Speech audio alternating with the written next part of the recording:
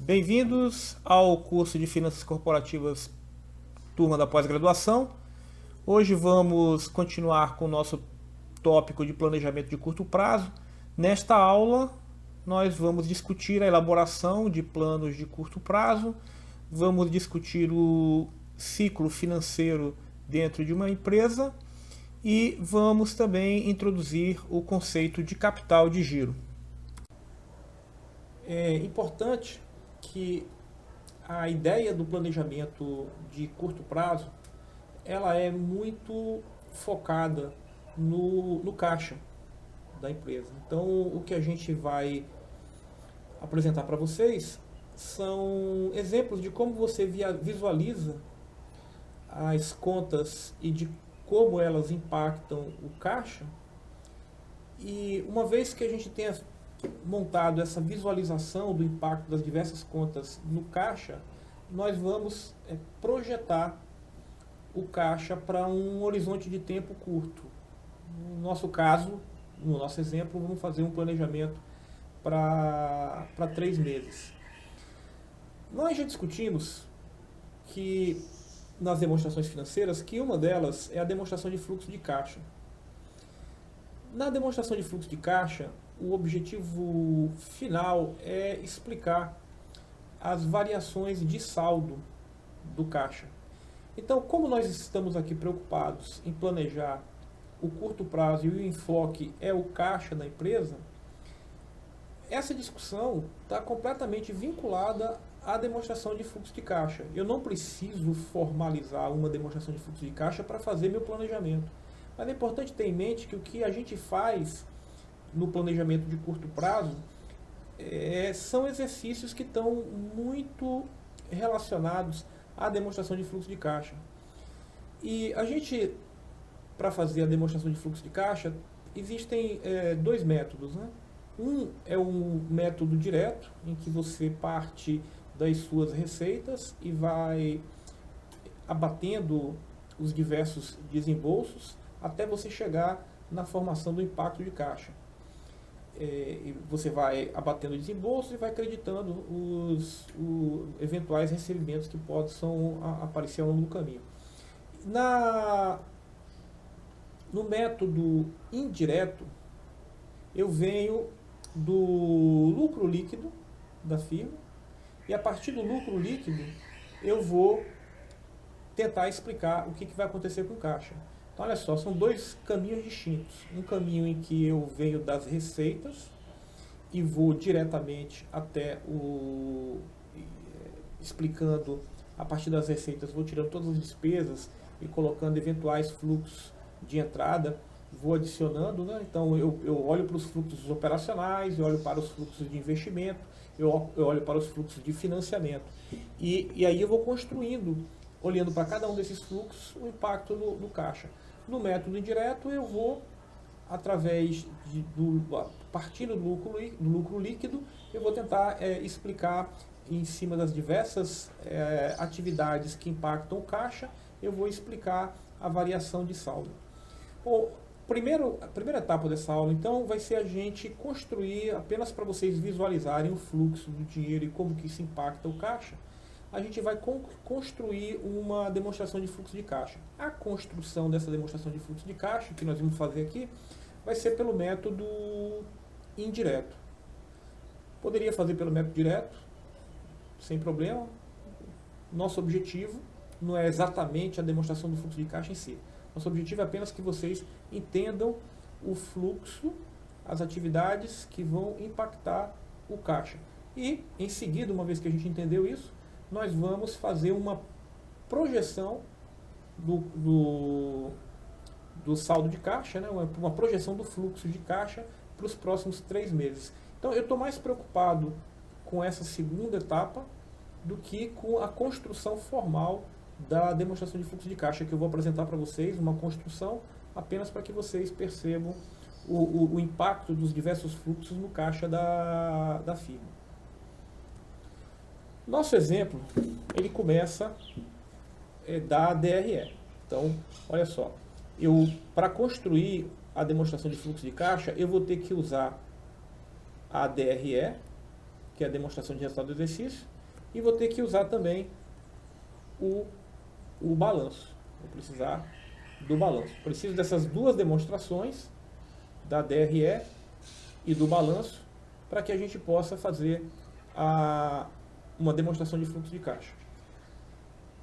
De posse da DRE e do balanço, você vai poder então avaliar os fluxos de entrada e saída de dinheiro na firma. Vamos lembrar sempre que a DRE, ela me apresenta informações de fluxo de dinheiro entrando e saindo, e o balanço patrimonial é uma fotografia estática da firma em 2 instantes de tempo.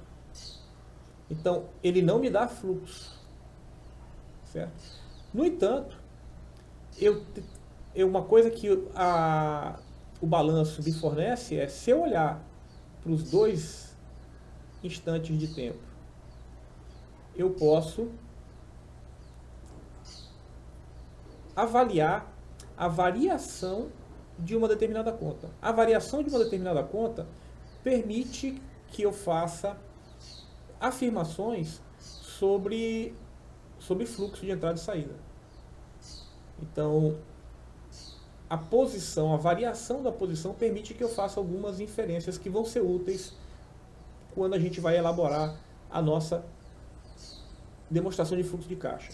Então, ó, essa aqui é a nossa demonstração de fluxo de caixa. Então, por favor, percebam que nós temos 2 demonstrações, temos a DRE e o balanço. A partir das 2, nós vamos construir uma demonstração de fluxo de caixa.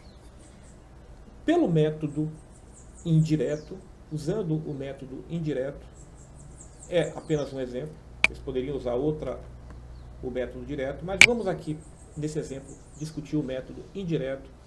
Eu parto do lucro líquido, que, se vocês lembram, ele está ali nas últimas linhas da demonstração do fluxo de caixa.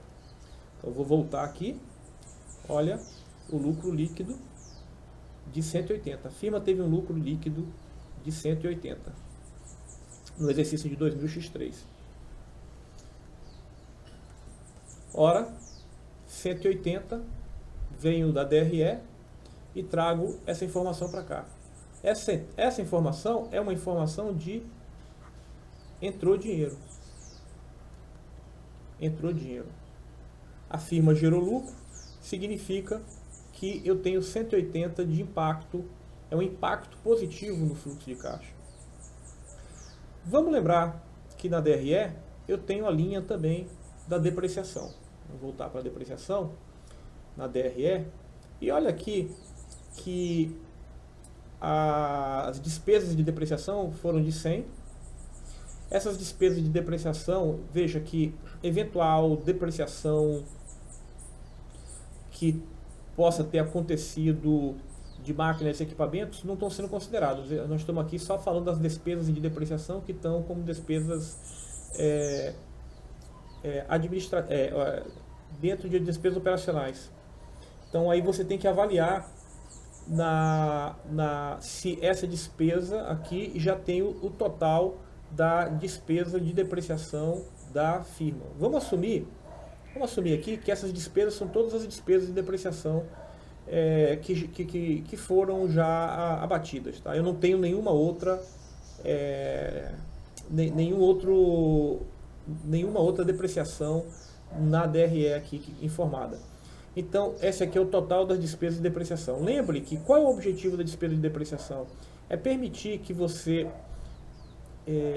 reconheça, que a firma reconheça que isso é uma despesa e que você abata isso do lucro, porque em algum momento a firma vai precisar recompor seus ativos que foram depreciados. Mas a despesa de depreciação, ela não representa uma saída de dinheiro. Ela não representa uma saída de dinheiro. Então, no meu lucro líquido, eu abati para gerar o lucro líquido das despesas de depreciação, mas esse dinheiro não saiu da firma. Esse dinheiro não saiu do caixa, não houve um desembolso de caixa por conta das despesas de depreciação. É por isso que quando eu vou montar a demonstração de fluxo de caixa, ao lucro líquido, após o imposto de renda, eu devolvo a depreciação. Então, ó, também está somando aqui. Também está somando. Então, no meu caixa, eu estou adicionando a depreciação porque não saiu, tá? Eu estou formando aqui, tentando justificar as minhas variações de caixa. Não houve essa saída. Então, se no lucro líquido eu abati a depreciação, eu tenho que devolver ela para cá porque ela não foi uma saída de caixa.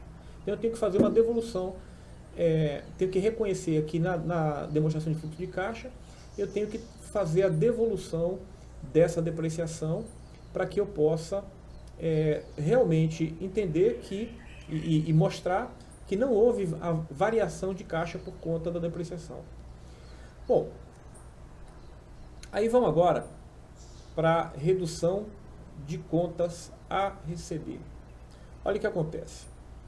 Eu vou no balanço patrimonial, lembra que eu falei que se variações de contas no balanço patrimonial podem me dar uma ideia de fluxo, olha, eu posso fazer uma inferência aqui. Em 2000, se você olhar lá no balanço, retornar o slide do balanço, você vai ver que em 2000x3 eu tinha um saldo de contas a receber de 400. Sendo que no período anterior eu tinha um saldo de contas a receber de 500. Certo? Então eu tive o quê? Uma variação do contas a receber. Diminuiu. Se o contas a receber diminuiu de 100, certo? Significa que eu recebi esse dinheiro. Certo? Era um pagamento que entrou no caixa. Ele entrou no caixa. Vamos lembrar que eu comentei com vocês que balanço patrimonial, DRE, são formados num regime de competência. A demonstração de fluxo de caixa está me trazendo um impacto no caixa. Então, efetivamente, se houve uma variação do saldo de contas a receber, e esse saldo de contas a receber foi reduzido, ou seja, uma variação, uma redução nas demais contas de ativos, significa que provavelmente virou caixa. Certo? Aqui nesse caso, virou dinheiro. Então, se houve uma diminuição do contas a receber, porque os clientes pagaram. Se eles pagaram, entrou dinheiro. Se tivesse havido aqui um aumento do contas a receber, esse número seria negativo. Como houve uma redução do contas a receber, tá? A redução de contas a receber tem um impacto positivo no balanço. Não, desculpa, na demonstração de fluxo de caixa. Olha, houve também uma redução de estoques. Se houve uma redução de estoques, é porque houve, você pode raciocinar da seguinte forma: se foi produto acabado, uma redução de estoque significa que eu vendi estoque. Se eu vendi estoque, eu tenho um impacto positivo, uma redução de contas do estoque, um impacto positivo no caixa. Então, eu estou com estoque de produto acabado, teve uma redução do estoque de produto acabado, eu tenho um impacto positivo no saldo de caixa. Então, meu saldo de caixa aumentou de 300. Bom, houve também um aumento de contas a pagar. Vamos imaginar o seguinte: se tivesse havido uma redução do contas a pagar, se o contas a pagar tivesse sido reduzido, isso teria significado um desembolso. Por quê? Porque se teve redução do contas a pagar, eu paguei. Então eu desembolsei dinheiro, saiu dinheiro do caixa. Esse número seria negativo. Nesse caso, como houve um aumento e não uma redução, houve um aumento do contas a pagar, conta que eu já reconheci como um custo, mas que não teve saída de dinheiro. Então, no lucro líquido já foi reconhecido como um desembolso, apesar do dinheiro não ter saído do caixa. Então, enquanto esse dinheiro não sai do caixa, eu tenho que devolver ele para formar a demonstração do fluxo de caixa. Porque houve um aumento do contas a pagar.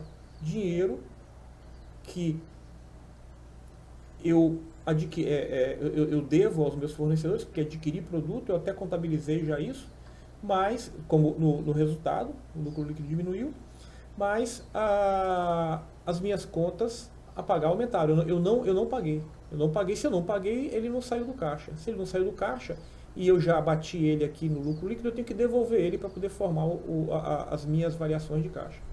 Entender o que aconteceu com o meu saldo de caixa. Então é por isso que houve um valor positivo. E houve uma redução de despesas a pagar. Tá? Então, se houve um aumento de contas a pagar, o número é positivo. Se houve uma redução de despesa a pagar, o número é negativo. E aí, ó, com isso aqui, eu posso, tá? Somando tudo isso, eu posso calcular o caixa que foi gerado em função das minhas atividades operacionais. Bom, o que aconteceu com os meus ativos permanentes? Tá? Houve uma diminuição dos meus ativos, houve uma diminuição do caixa, por conta de um aumento dos meus ativos permanentes. Isso aqui provavelmente o que é? Pode ser, por exemplo, uma aquisição de máquinas. Tá? Se houve um aumento dos meus ativos permanentes, é porque provavelmente eu usei caixa para pagar esse aumento. Tá? Esse dinheiro tem que ter saído de algum lugar. Esse dinheiro saiu de algum lugar. De onde é que esse dinheiro saiu? Saiu do caixa. Então, um aumento de ativos permanentes, houve uma redução do caixa. E, então, eu teria aqui o caixa gerado pelas minhas atividades, a variação de caixa, né, gerada das minhas atividades de investimento. Então, eu tenho atividades operacionais, atividades de investimento, eu tenho atividades de financiamento. Então, olha só, vamos repetir. As atividades operacionais dizem respeito à geração de caixa ou consumo de caixa em função da operação do meu negócio. A variação de caixa em função das atividades de investimento são aquelas variações que estão relacionadas com compras de equipamento, por exemplo, que vão impactar numa redução de caixa. Então, se houve um aumento do meu ativo permanente, é porque eu usei caixa para fazer essa aquisição. Então, há um impacto negativo. Eventualmente, se eu vender, né, se eu tiver uma redução dos meus ativos permanentes porque eu vendi alguma coisa, eu vou trazer como um impacto positivo no meu caixa. Finalmente, eu posso também ter variações de caixa por conta de atividade de financiamento. Eu posso contrair um empréstimo junto com um banco, o banco vai me entregar aquele montante de dinheiro e isso tem um impacto positivo no meu caixa. Eu posso amortizar, pagar o principal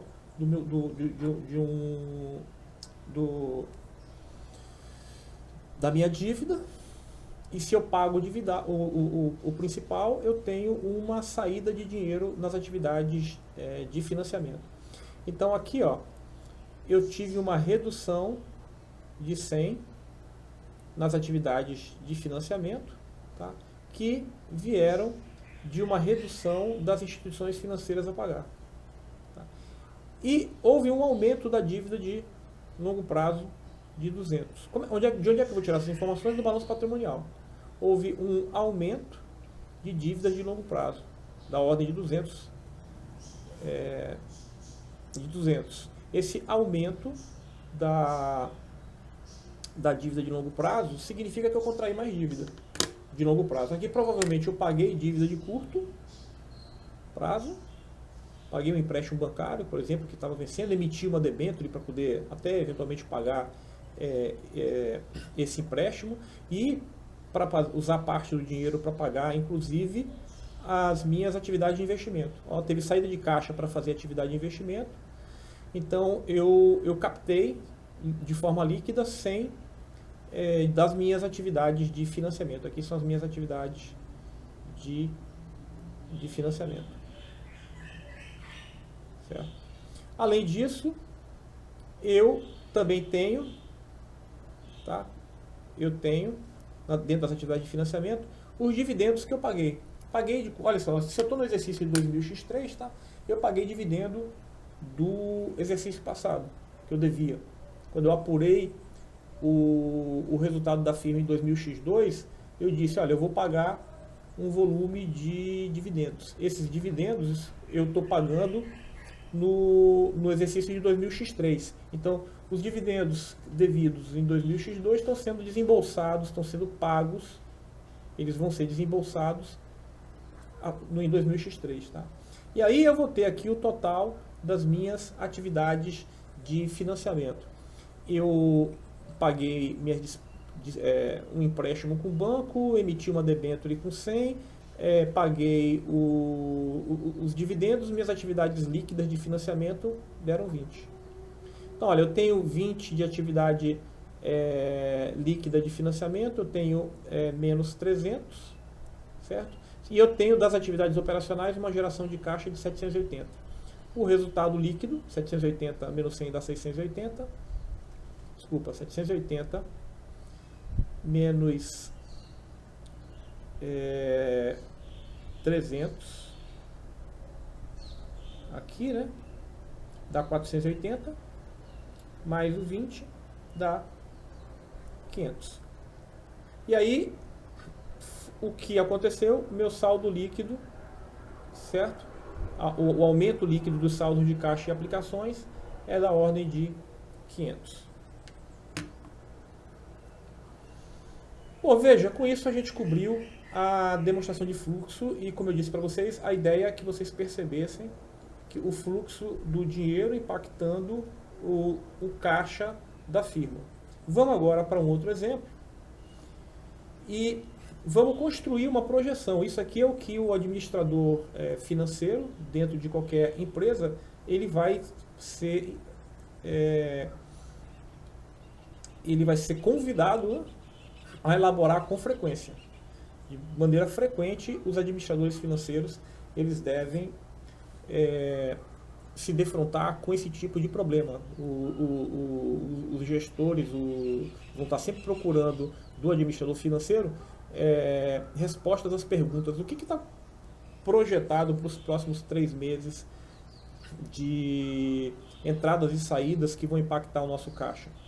Então, olha só, nesse exemplo, qual é o meu objetivo? Projetar o segundo trimestre. Se eu quero projetar o segundo trimestre, eu quero projetar os meses de abril, maio e junho. Certo? Quero projetar os meses de abril, maio e junho. E estou passando uma informação de que isso aqui já se materializou, mês de fevereiro, é como se eu estivesse no final de março. Então essa informação eu já tenho. A informação é dada, isso aqui é projetado. Então aqui eu vou projetar.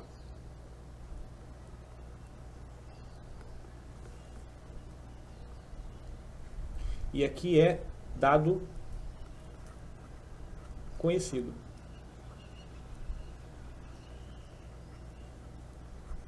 Ou seja, eu conheço o que aconteceu em fevereiro e março e eu quero projetar os meus resultados de abril, maio e junho.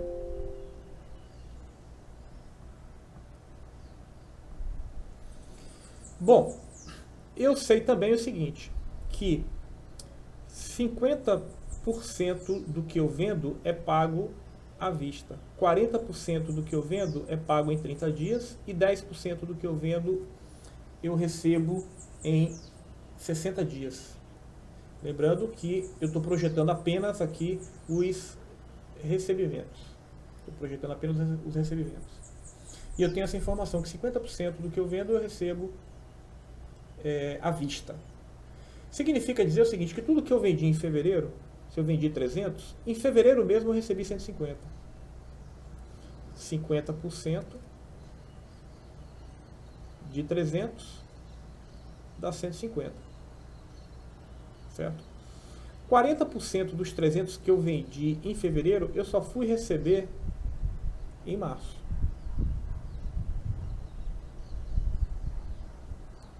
E 10% do que eu vendi em fevereiro, eu só fui receber em abril. Olha, se eu quero projetar meu fluxo de caixa para abril, maio, junho, eu já sei que eu tenho aqui, ó, de vendas em 60 dias, eu tenho 30 que eu vou receber em abril, de vendas que eu fiz em fevereiro. Certo? Eu tenho 30 a receber em abril de uma venda que eu fiz em fevereiro. Por quê? Porque 10% das vendas de fevereiro são pagas apenas são pagas apenas em 60 dias. Eu vou fazer a mesma coisa para as vendas de março. Então, 50% de março eu já recebi. Ó, 50% de março eu já recebi.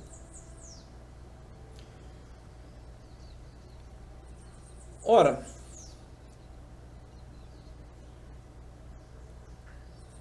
eu tenho para receber em abril, ou seja, 30 dias após março, eu tenho que receber parte dessas vendas aqui, ó, eu vou receber aqui. E que parte é essa? 40%.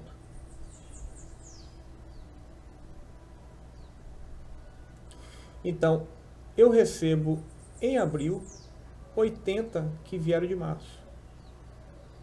E desses 200, eu ainda tenho 10% para receber. Que estão aqui, ó.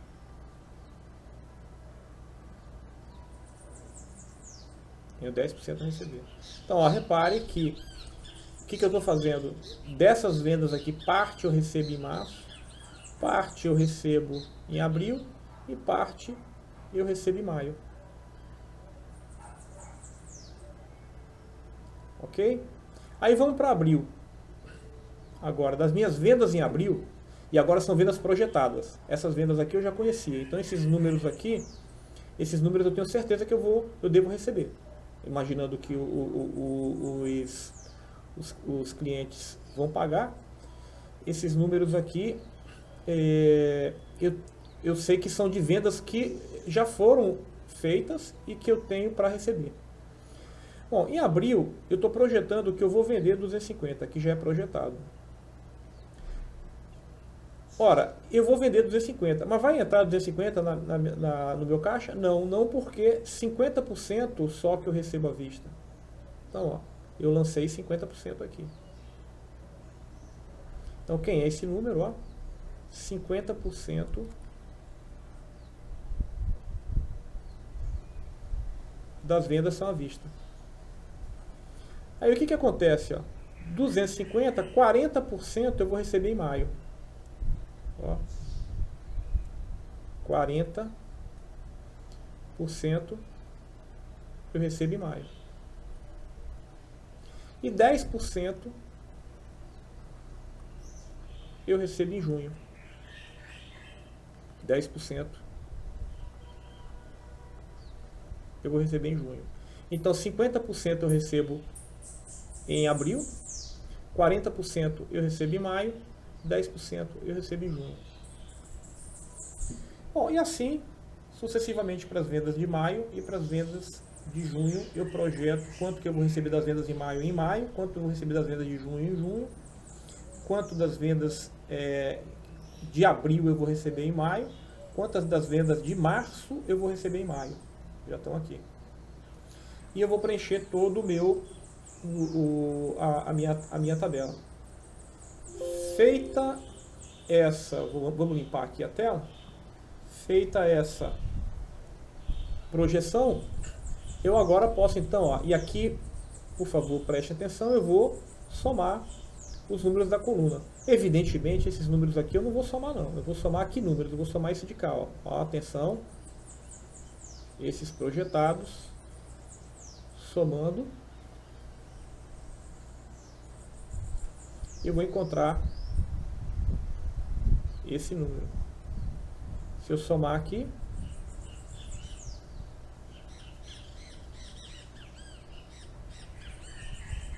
lembrando que aqui, ó, como eu estou projetando, eu ainda posso ter outros recebimentos projetados, ou até desembolsos. Tá? Se você tem aqui, eu vou... aqui no caso é recebimento, né? Eu estou só projetando recebimento, eu tenho a receber ainda 20 de impostos que eu paguei de forma antecipada e vou ter algum tipo de ressarcimento ou qualquer entrada que você tenha de caixa que você projete. Eu posso pegar aqui e lançar na última linha, que a gente tem na última linha. Vou somar tudo.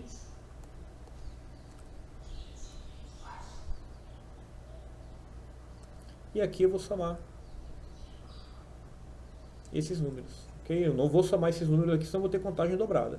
Tem que somar apenas os números que são os números percentuais aplicados em cada volume de venda. O mesmo raciocínio, agora eu vou para as compras. Nesse exercício, aqui na verdade eu vou para os pagamentos projetados. Nesse exercício eu estou assumindo, isso é um exercício apenas, eu estou assumindo que das minhas vendas, 60% são compras. São gastos de custo de produto, por exemplo. Tá? Então eu tenho desembolsos de 60%.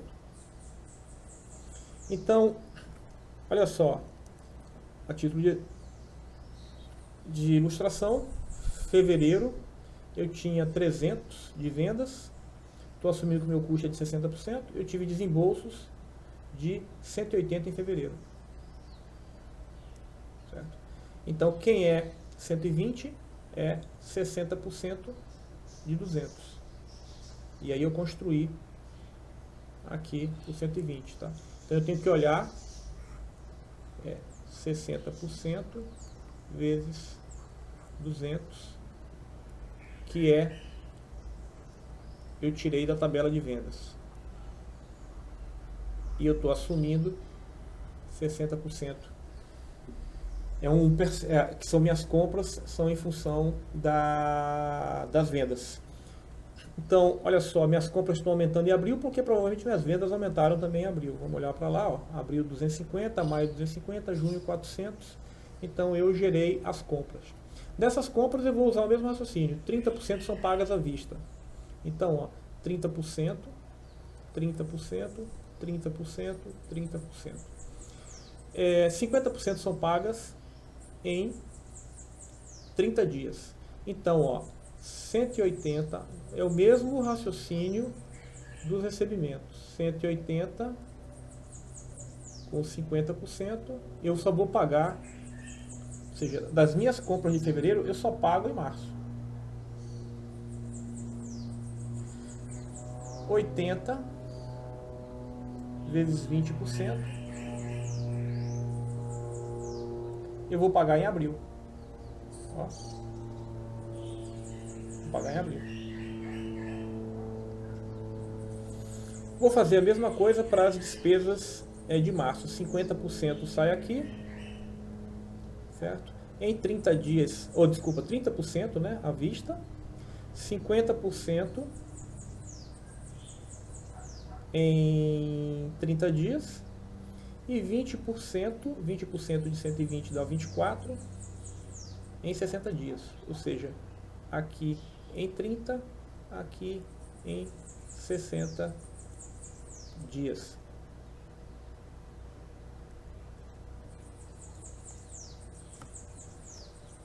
Vamos limpar a tela.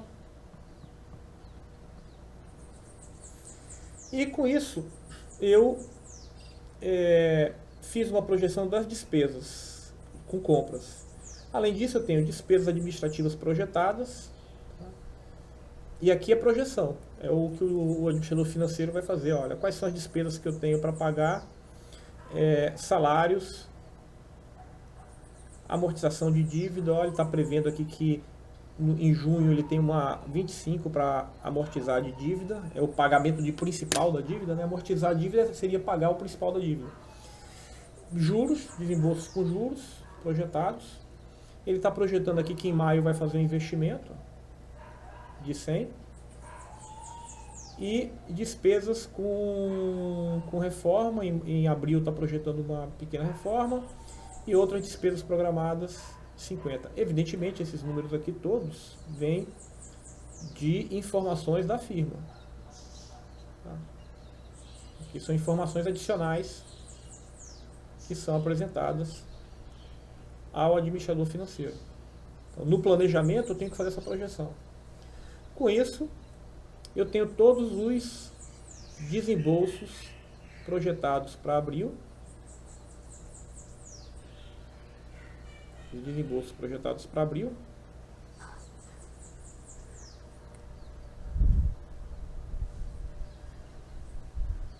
Os desembolsos projetados para maio. E os desembolsos projetados para junho. Ora, nós já vimos as receitas projetadas e os desembolsos projetados. Então eu posso montar um resumão. Recebimentos projetados para abril, maio, junho. Pagamentos projetados para abril, maio, junho. Tá? E aí, qual é o fluxo líquido? 235 menos 222, 13. 265, aqui eu tenho um fluxo líquido negativo. Fluxo líquido, vai sair dinheiro. Aqui está entrando dinheiro em caixa, aqui está saindo dinheiro em caixa, aqui está entrando dinheiro em caixa. Qual que é o saldo inicial que eu tinha no banco? 40. Tá? 40 mais o dinheiro que entrou, eu fiquei no final de abril, eu vou fechar abril com 53 em caixa. Esse 53 em caixa é o meu saldo inicial em maio, certo? Eu fechei em abril com 53. Só que aí eu tive um desembolso de projetado, vou ter, aliás, um desembolso projetado de 80.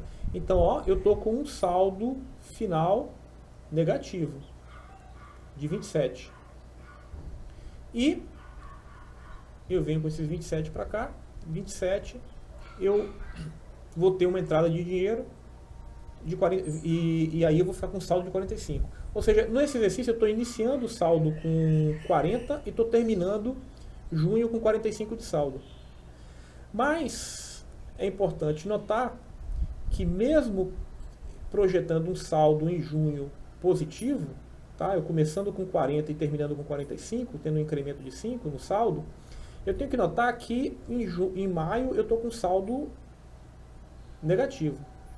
Além disso, as empresas normalmente trabalham com políticas de saldo mínimo de caixa. Tá? Então vamos supor que a nossa empresa trabalha com uma política de saldo mínimo de caixa. Então nesse mês, tá, o saldo final foi 53, que é maior do que 20. Então ela está com um saldo acima do saldo mínimo. Então ela tem 33 que ela pode pegar e depositar, fazer uma aplicação com prazo maior. Então ela pode aplicar com prazo maior. Ela pode pegar esses 33 e aplicar em títulos, ao invés de deixar o dinheiro depositado no banco, por exemplo. Tá? Então ela pode fazer uma aplicação com saldo maior, com prazo maior. Bom, no mês de maio, isso foi o mês de abril. No mês de maio, ela tem um saldo inicial de 53, tem um desembolso de 80 e vai ficar com saldo negativo de 27. Ela está com saldo negativo de 27. Mas a política da firma é de ter um saldo mínimo de 20. A política da empresa é de ter um saldo mínimo de 20. Então, o que vai acontecer? eu preciso de 27 de dinheiro para cobrir o fato de estar negativo, e eu ainda preciso de mais 20. Ainda preciso de mais 20 para poder garantir minha política de saldo mínimo. Essa política de saldo mínimo normalmente é para que você... existe incerteza associada com os números, eu estou projetando. Então ele mantém uma política de saldo mínimo para poder pagar eventuais contingências que podem acontecer. Tá? Então o que acontece? Ele vai no banco e ele tem uma necessidade de financiamento de 47 e vai tomar dinheiro de curto prazo de 47. 47. Isso é o que ele está projetando para maio. Que ele vai ter que ir num banco pedir dinheiro em maio com essa projeção. Tá? E pedir dinheiro de curto prazo. Nosso planejamento aqui está sempre sendo de curto prazo. E aí, o que acontece? Eu vou chegar agora, essa é a minha necessidade de financiamento. Certo? E vamos supor que, como é curto prazo, eu estou tomando dinheiro, eu estou pagando no curto. Tá? Estou tomando dinheiro em maio, tenho que pagar ainda em junho, porque esse dinheiro é só para ficar cobrindo caixa. Se eu fizer isso. Lembrando, isso é planejamento aqui. Essas projeções, isso aqui é projeção, não é realizado. Bom, em junho, o que vai acontecer? Eu estou com sobra de... Eu estou com um saldo inicial de menos 27, projetado. Tenho um fluxo de 72 entrando. Eu vou terminar junho com saldo a aplicar de 25. Eu posso aplicar dinheiro. Certo? Então essa é a nossa projeção.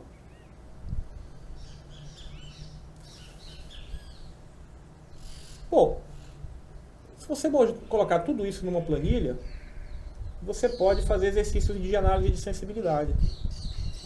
Ora, o que aconteceria se você tivesse 10% a mais nas vendas? 10% a mais nas vendas, eu faria essa aqui é a projeção de referência, é a que a gente acabou de fazer.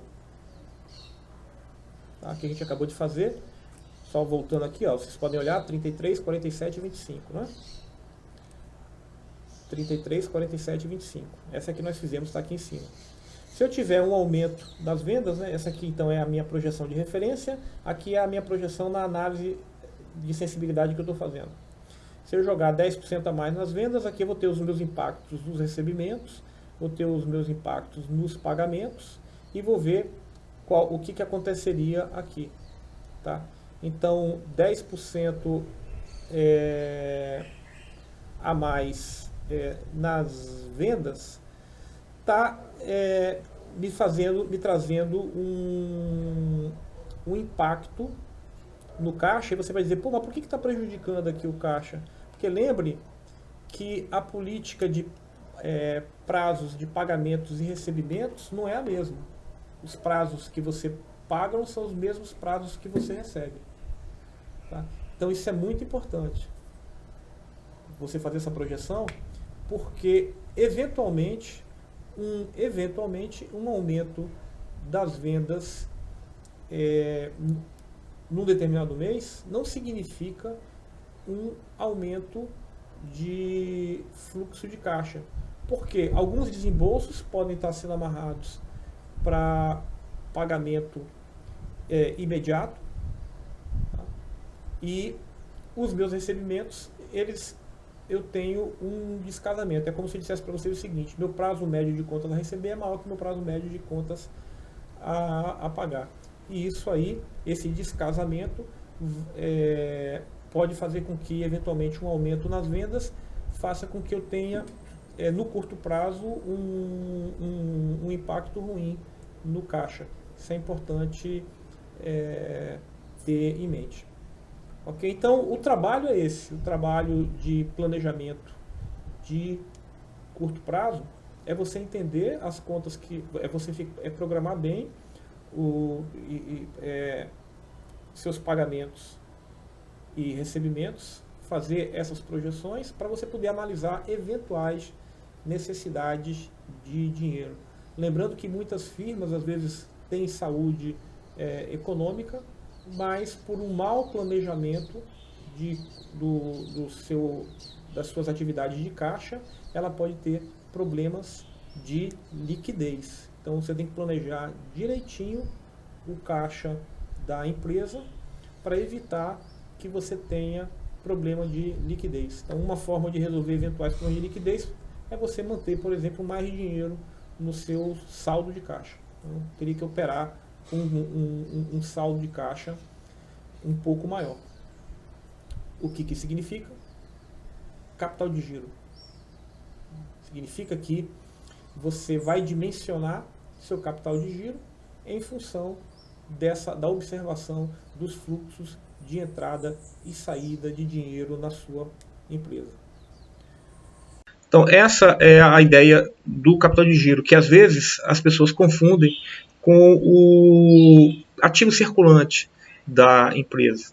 Então, dimensionar capital de giro significa dimensionar quanto de dinheiro eu tenho que ter ali, ou de ativos cuja capacidade eu tenho de transformar rapidamente em dinheiro, para poder honrar compromissos e fazer a empresa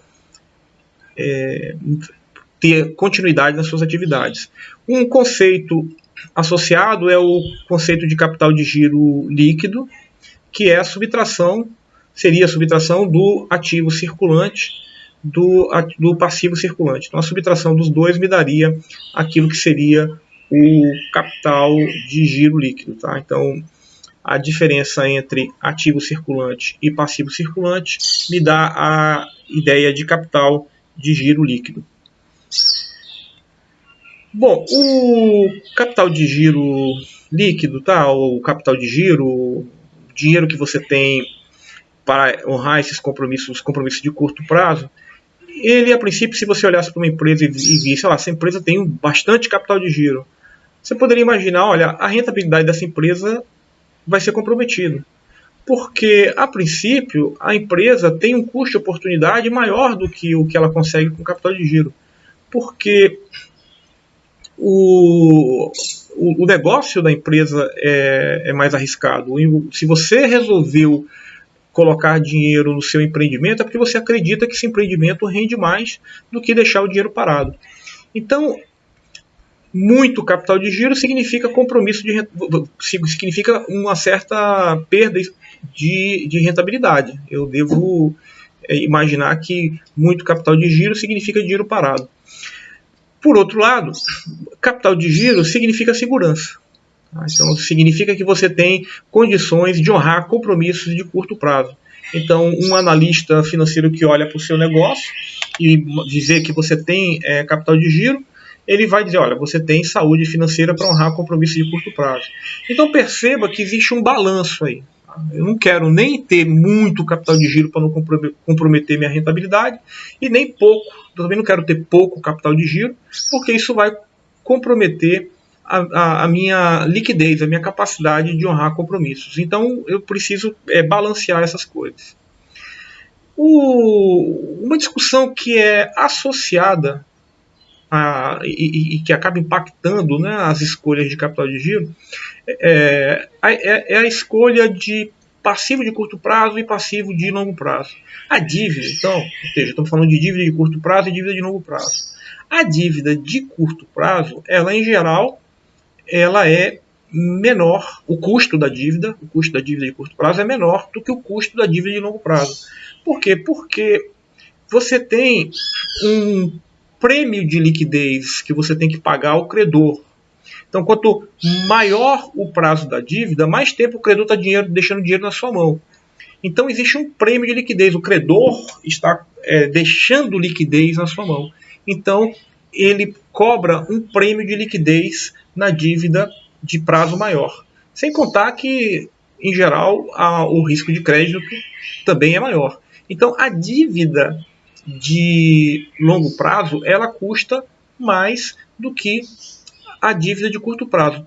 Ora, se a dívida de longo prazo custa mais do que a dívida de curto prazo, por que as empresas teriam interesse em contrair dívidas de longo prazo? Novamente, tem um balanço. Se a empresa concentra muito as dívidas no curto prazo, ela está o tempo inteiro refinanciando dívida. Então ela está o tempo inteiro se expondo a uma coisa que as pessoas chamam de risco de rolagem. Ela pode precisar rolar a dívida num momento em que o mercado não está disposto a conceder empréstimos.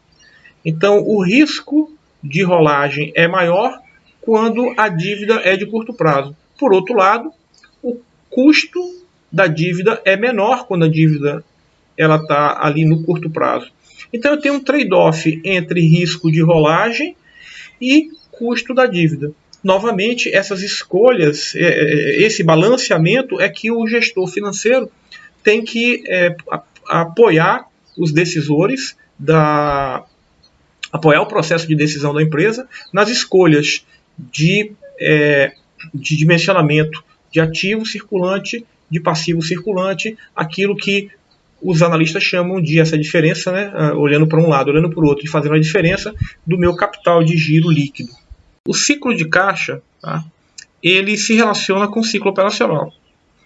O que é o ciclo operacional? O ciclo operacional é aquele que vai envolver desde a chegada da matéria-prima até o recebimento final das suas receitas. Esse processo que envolve a compra da matéria-prima, que envolve sua estocagem, que envolve a transformação da matéria-prima, que envolve a venda do produto e o recebimento dos clientes, todo esse processo envolve aquilo que a gente chama de ciclo operacional. Ora, vamos imaginar que a gente tem uma linha do tempo. Nessa linha do tempo, nós recebemos a matéria-prima.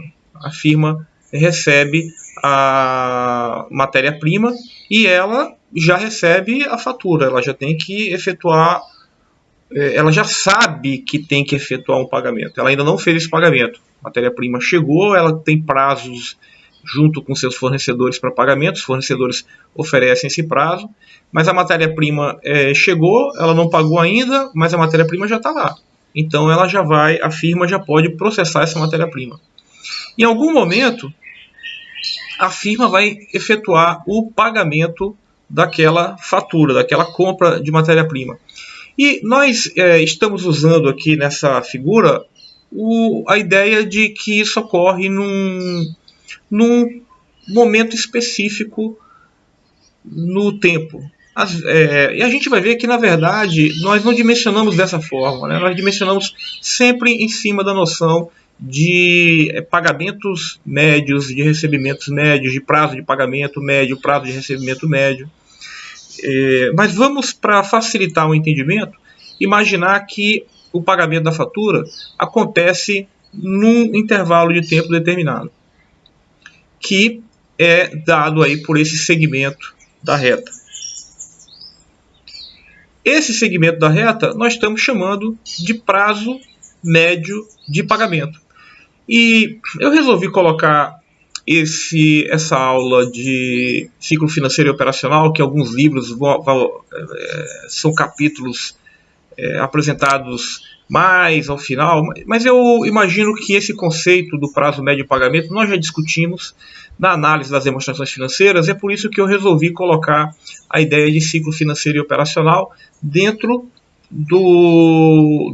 dessa discussão sobre as demonstrações financeiras. Por quê? Porque nós vimos lá que o nosso prazo médio de pagamento, como é que ele é obtido? Eu vou calcular o giro de contas a pagar e vou dividir 360 pelo giro de contas a pagar. Foi o que a gente já viu em aula anterior. E vamos encontrar o nosso prazo médio de pagamento. Com o nosso prazo médio de pagamento, eu estou dizendo a vocês o seguinte, que a matéria-prima chega e que ela vai ser paga, a fatura vai ser paga dentro desse intervalo de tempo, do prazo médio de pagamento. E, reforçando, a gente sabe que isso não acontece num único instante. Só que, para efeitos de ilustração, estou mostrando para vocês que imagino que esse pagamento aconteça, na média, dentro desse prazo médio de pagamento. Ora, a firma, então, ela comprou a matéria-prima, estoca a matéria-prima, processa a matéria-prima, estoca produto final e vende o produto. Ela precisa de um tempo para isso, certo? E esse tempo que vai da chegada da matéria-prima até a venda do produto é o que nós chamamos de prazo médio de estoque. Lembre aí que ali estocado eu tenho matéria-prima e ali estocado eu tenho também produto elaborado, tenho já produto final. Então a gente fala em geral como prazo médio de estoque de todos os produtos. E o tratamento, a interpretação é sempre vista como um prazo médio de estoque de produto acabado. Mesmo a gente sabendo que nem tudo ali é produto acabado. Bom, então nós temos aí nosso prazo médio de estoques, certo? E uma vez que eu vendi o produto, uma vez que eu fiz a venda do produto, em algum momento eu vou receber o dinheiro dessas vendas. Eu não recebo automaticamente as vendas, tá? Em algum momento eu vou receber as vendas. Então, aí, nessa figura, o que a gente está descrevendo é todo o ciclo do negócio. E eu tenho um prazo médio de recebimentos. Então, esses três conceitos, conceito de prazo médio de pagamento, o conceito de prazo médio de estoque e o conceito de prazo médio de recebimentos, nós vimos já em aulas anteriores aqui na nossa análise das demonstrações financeiras. Certo? Então, esses três conceitos nós já vimos. O que a gente vai fazer agora é apresentar, dentro desses três conceitos, a noção de ciclo operacional e ciclo financeiro. O que é o ciclo operacional? O ciclo operacional ele envolve todo o processo, desde a chegada da matéria-prima até o recebimento das vendas, até o momento em que o cliente paga as vendas. Todo esse período de tempo nós chamamos de ciclo operacional. E o que é o nosso ciclo de caixa? Ele é o intervalo de tempo entre o pagamento da fatura.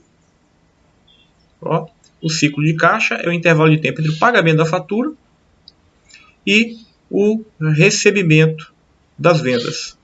Então veja que quem é o ciclo operacional?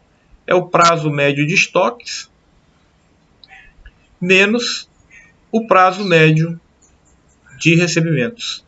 A soma do prazo médio de estoques com o prazo médio de recebimento me dá o ciclo operacional. E se eu subtrair, então, o prazo médio de estoque se eu subtrair da soma entre o prazo médio de estoque e o prazo médio de recebimento o prazo médio de contas a pagar, eu tenho o que é chamado de ciclo de caixa. Então, o ciclo de caixa mede o hiato de tempo entre os meus pagamentos e meus recebimentos. Certo? Então, vamos para um exemplo. O nosso custo de produtos vendidos, vamos lembrar, na nossa aula anterior sobre análise das demonstrações financeiras, que o giro de contas a pagar, nosso giro de contas a pagar, GCP, é a divisão do custo dos produtos vendidos pelo saldo de contas, saldo médio de contas a pagar. Como é que eu faço para encontrar o saldo médio de contas a pagar? Eu fui nas demonstrações financeiras do exercício anterior, peguei o saldo de contas a pagar do exercício anterior e peguei o saldo de contas a pagar do final desse exercício que eu estou analisando, 2000x3. Então eu pego o saldo de contas a pagar de dois exercícios. 125, 153. E aí eu calculo o valor médio, certo? eu somo, depois divido por 2 e encontro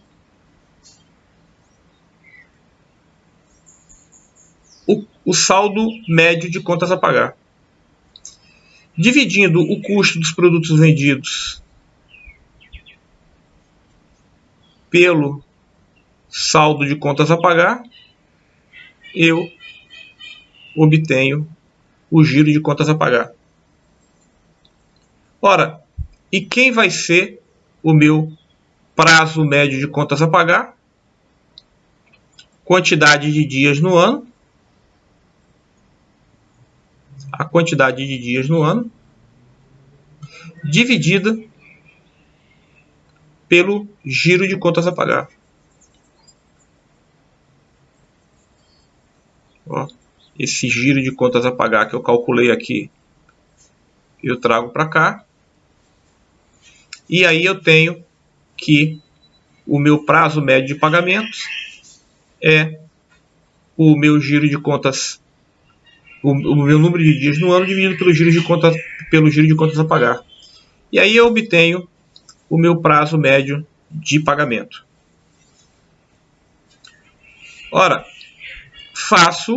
uso o mesmo raciocínio para calcular o prazo médio de estoques, certo? Então, como é que eu vou fazer isso? Eu utilizo também o custo dos produtos vendidos, pego o estoque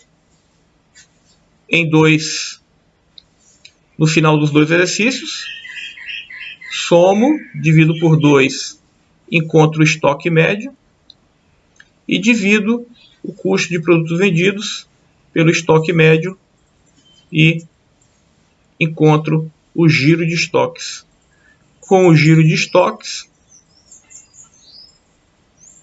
eu divido o número de dias no ano pelo giro de estoques, certo? Isso dividido por isso, eu encontro o prazo médio de estoques. E o giro de contas a receber, eu não vou usar mais o custo de produto vendido. Para o giro de contas a receber, eu utilizo a receita operacional bruta. Pego o saldo de contas a receber dos dois exercícios, somo, divido por 2, encontro o saldo médio de contas a receber. Divido a receita operacional bruta pelo saldo médio de contas a receber e obtenho o giro de contas a receber. Com o giro de contas a receber, eu calculo o prazo médio de recebimento dividindo 360 pelo giro de contas a receber e encontro o prazo médio de recebimento. E aí, nós calculamos então os 3 números que a gente precisa para o cálculo do ciclo de caixa. Nós calculamos o prazo médio de pagamentos, calculamos o prazo médio de estoques e o prazo médio de recebimentos. Com os 3 números, a gente calculamos o nosso prazo médio de pagamentos, calculamos o nosso prazo médio de estoque e calculamos o nosso prazo médio de recebimentos. Quem é o ciclo operacional? Ciclo operacional é a soma do prazo médio de estoques com o prazo médio de recebimentos, que vai dar aí uns 47,1 dias. Então, desde a chegada da matéria-prima até o recebimento das vendas, a firma tem, em média, 47 dias. Da chegada da matéria-prima até o prazo médio de recebimento, são 47 dias. E o ciclo de caixa é a subtração do ciclo operacional, 47,1 menos 21,8. Isso vai nos dar o ciclo de caixa, ou seja, do pagamento da fatura até o recebimento das vendas, a empresa tem 25 dias do momento que ela paga suas contas até o momento em que ela vai receber ainda as suas vendas. Então é aí que entra a conexão com a ideia de capital de giro. Imagina, ela fez o pagamento de fatura e ainda tem que segurar por 25 dias até o recebimento das suas vendas. Essa é a noção de ciclo de caixa e como ele interage com o ciclo operacional da firma. O ciclo operacional é então de 47 dias. O ciclo de caixa é de 25 dias. Uma vez que ela fez os pagamentos, ela só vai ver entrada de recursos, ainda vai ter que esperar uns 25 dias. E esses ciclos foram todos calculados em cima de valores médios. Tá? Isso é só para te dar uma noção média do tempo. Ele não corresponde porque os pagamentos e recebimentos todos eles vão acontecendo ao longo de todo o período de funcionamento da firma. Bom, vamos ver aqui um exemplo de dimensionamento do capital de giro baseado nos conceitos que nós já vimos em aulas anteriores. Aqui, nesse exemplo, as receitas são de 6 milhões. Então, as receitas são apresentadas como 6 milhões. E eu tenho um caixa de 800 mil. A empresa tem um caixa de 800 mil. O custo de produtos vendidos é 70% das receitas. E as compras equivalem a 60% dos 70%. Certo? Então, eu vou colocar aqui que o CPV, o custo de produtos vendidos, é de 70% vezes os 6 milhões. E as compras representam 60% do CPV. Ora, o CPV é 42 bilhões, 70% de 6 dá 4,2 milhões, desculpa, 4,2 milhões. Então, as compras são 60% de 4,2 milhões. O prazo médio de estoques é de 42 dias, o prazo médio de recebimento de 30 dias e o prazo médio de pagamento de 21 dias. Vamos considerar um ano com 360 dias. A ideia é estimar o capital de giro líquido da empresa. O que eu quero? Ativo circulante menos passivo circulante estimado, tá? com base apenas nesses dados. O que eu faria? Eu já tenho um elemento do ativo circulante, tá? Que é o caixa. O saldo de contas a receber. Tá? Vamos lembrar que o giro de contas a receber, ele é o saldo de contas a receber dividido pelo o giro de contas a receber, saldo, ele é as receitas, ele é calculado como receitas, dividido pelo saldo de contas a receber. Esse é o giro. Então, o saldo de contas a receber é igual a quem?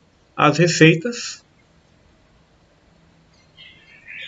dividido pelo giro de contas a receber. Certo? Então, esse é o saldo de contas a receber. O giro são as receitas dividido pelo saldo, então o saldo são as receitas dividido pelo giro. Ora, quem é que eu tenho aqui? Ó?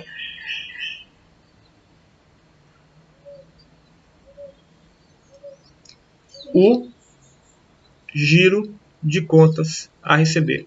E quem que eu tenho aqui? As receitas. Ora, então meu saldo de contas a receber são as receitas divididas pelo giro. Receitas divididas pelo giro. Ok? Vamos limpar aqui a tela. Os meus estoques, tá? Vamos lembrar que o giro de estoques é o saldo, novamente aqui é o CPV. Só um segundo.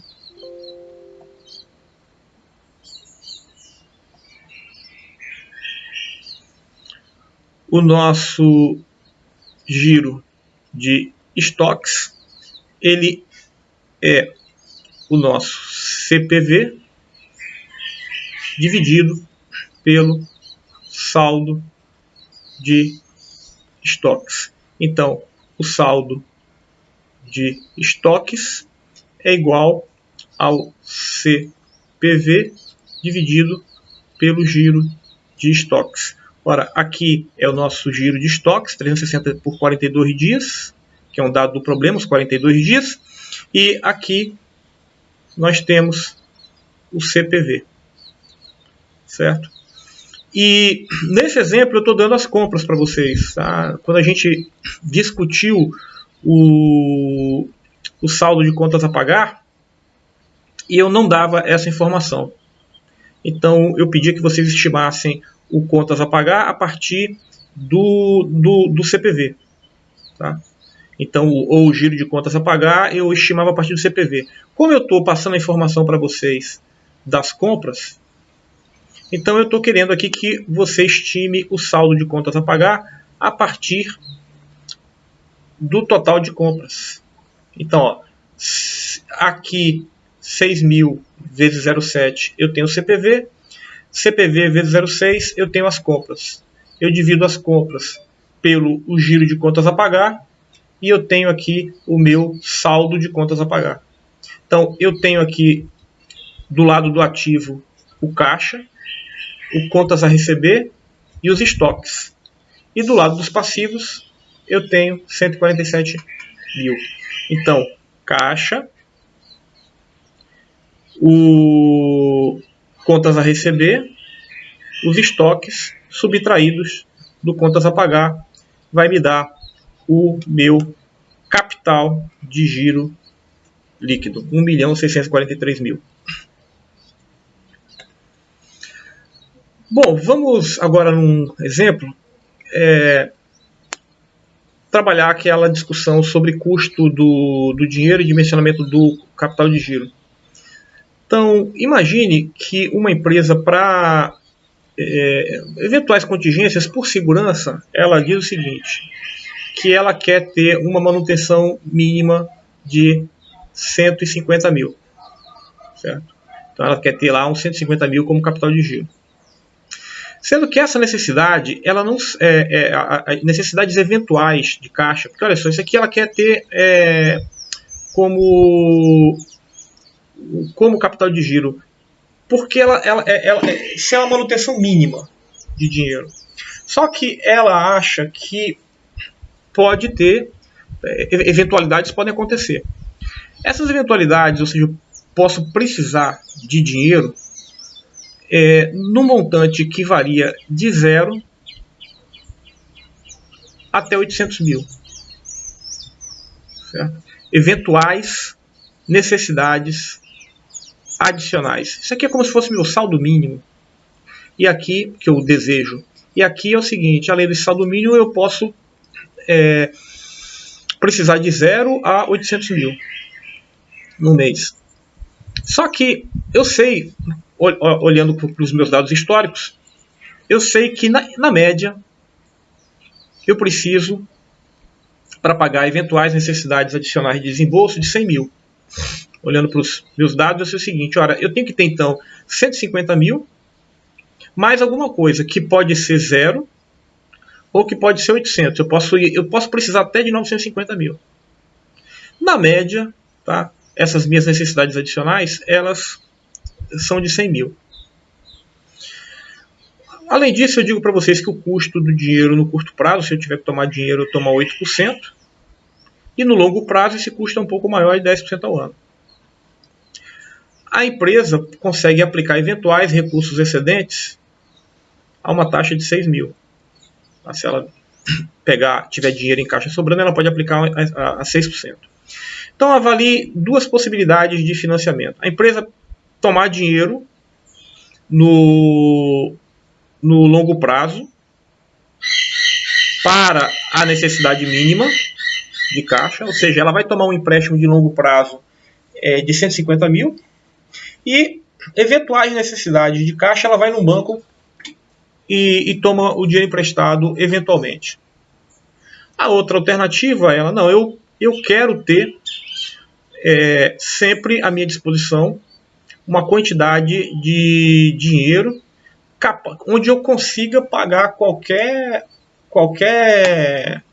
eventual necessidade sem ter que recorrer a banco, sem ter que ficar me preocupando em contrair dívida de curto prazo. Então, na primeira alternativa, a empresa ela se financia no longo prazo, pegando logo os 150 mil, e eventual necessidade ela vai recorrer a um banco. Na segunda alternativa, ela não, eu vou logo fazer uma captação de dinheiro de longo prazo, de 950, por exemplo, e vou, se sobrar dinheiro, eu vou e aplico ele, mas eu quero ter a segurança que eu tenho esse dinheiro. Vamos analisar os custos dessas duas alternativas. Na primeira alternativa, tá? Primeira alternativa, onde a empresa ela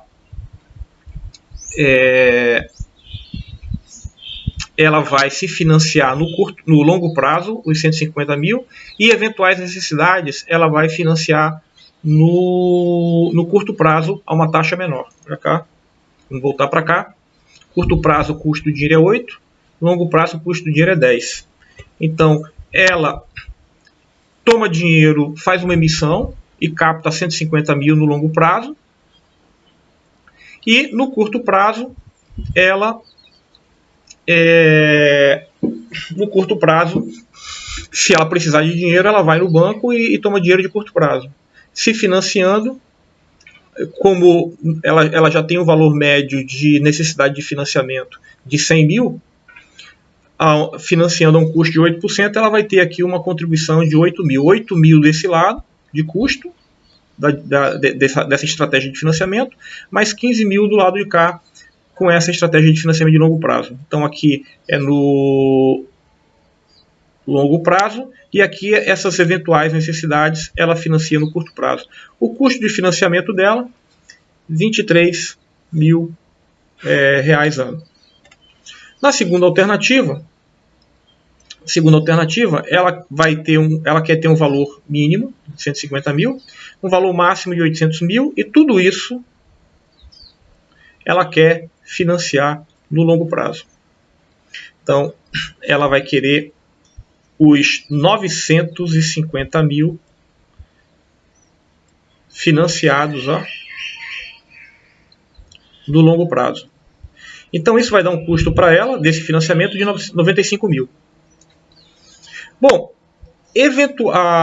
vai ter sobra de caixa. Tá? Vai ter sobra de caixa. Essa sobra de caixa que ela vai ter, ela pegou um financiamento de 950 mil, ela sabe que na média ela pode precisar de 100 e tem um mínimo que aqui eu estou imaginando que ele não é remunerado. Nesse exemplo eu estou imaginando que ele não vai ser remunerado. O que eu vou remunerar eu poderia até assumir que esse dinheiro aqui seria remunerado. Tá? Nesse exemplo eu estou considerando que ele não vai ser remunerado. Então ela vai aplicar o excedente, que ela tomou dinheiro de longo prazo, justamente que é para evitar ter que ficar tomando dinheiro em eventuais necessidades de financiamento, e Então eu vou ter aqui 950 menos 150 dá 800, menos 100, 700, 700 vezes 6% ao ano, 42 mil de receita de juros. Então ela tem um custo e ela tem uma receita. E o resultado líquido é de 53 mil nessa estratégia de custo. Um custo de 53 mil líquido. Custo líquido nessa estratégia. Então, olha só, essa estratégia que dá mais segurança para ela, porque ela toma bastante dinheiro emprestado no longo prazo, eventual necessidade de caixa ela aplica, tem um custo líquido de 53 mil. Essa outra estratégia, o custo de financiamento,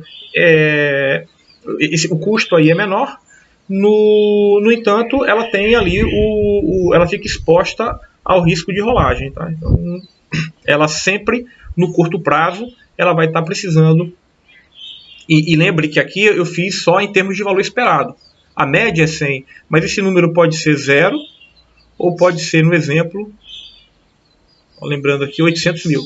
Pode ser 0 até 800 mil. Então, aqui ela está exposta a esse risco. Aqui não.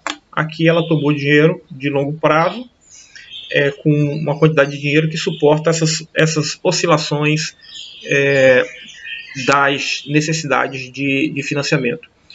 Custo maior para ela, mais segurança por outro lado. Então é aquilo que eu disse para vocês no início. É uma escolha, é um balanço. Tá? E o trabalho do administrador financeiro é prover as informações para a tomada de decisão da